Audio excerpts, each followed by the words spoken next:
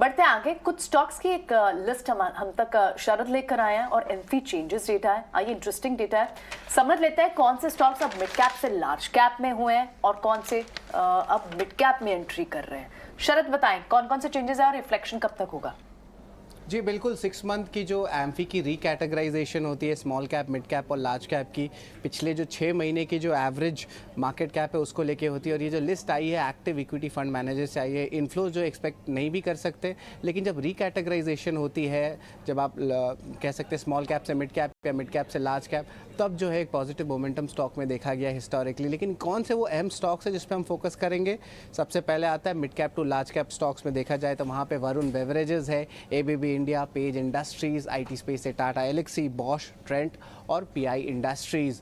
और इसके अलावा जो है स्मॉल कैप इंडस्ट्रीज की बात करें, जो मिड कैप में आने वाले हैं स्टॉक्स, उस डेफिनेशन में यहाँ पे आपके स्टॉक्स आते हैं Timken India, metro brands, blue dart express, fine Organics, UCO bank, जैफ commercial vehicle और इसके अलावा अपोलो टायर्स, केपीआईटी टेक और आखिर में रहने वाली डिमर्ज्ड कंपनी जो है पिरामल फार्मा।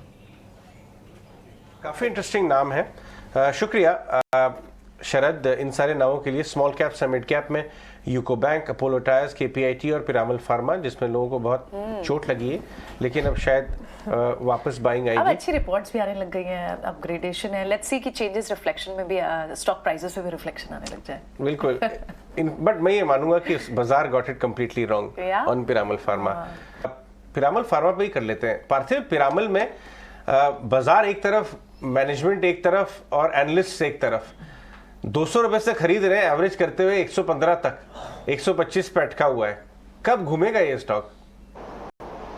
देखिए, of not trying to benchmarking a stock's valuation or a company's valuation based upon P ने क्या किया।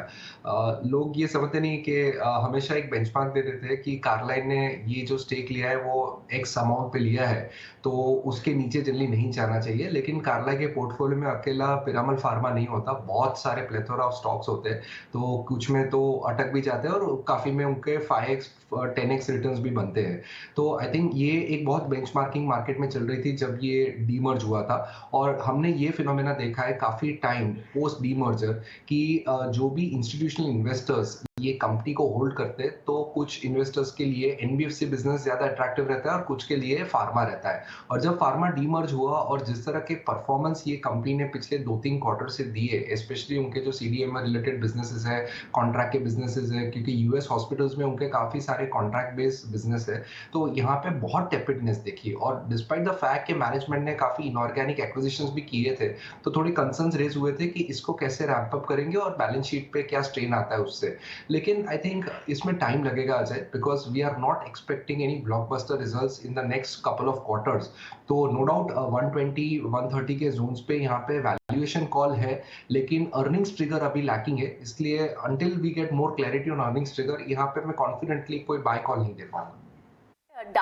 थोड़ा सा समय लगेगा, पार्थिव ये कह भी रहे हैं। और अजय, आपको याद हो डार्केस्ट बिफोर द डॉन ये बोला था उस रिपोर्ट में, तो अभी थोड़ा समय तो लेकिन रिपोर्ट देख के बहुत एक्साइटमेंट हुई है। हाँ, समय है, समय डार्क रह सकता है बहुत लंबे। उससे अच्छे स्टॉक हैं। वरुण बेवरेज को देखिए कितना शानदार नंबर्स है, पीआई इंडस्ट्रीज है, अपोलो टायर्स है, सब में कमेंट्री अच्छी है और रिजल्ट्स अच्छे हैं, तो वहां पे एक्शन कर सकते हैं। और एक और चीज पिरामल फार्मा में जो पार्थिव भी बता रहे थे कि फार्मा सेगमेंट और साथ ही एनबीएफसी तो चल रहे हैं, तो उसके चलते पिरामल मतलब ऑफ कोर्स दोनों सेगमेंट में जिस तरह से रुझान बन सकता है, तो आने वाले दिनों में शायद वो डार्केस्ट बिफोर द डॉन जो है वो सिचुएशन जो है वो एनबीएफसी की तरफ से शायद आती दिखे। वहां ज्यादा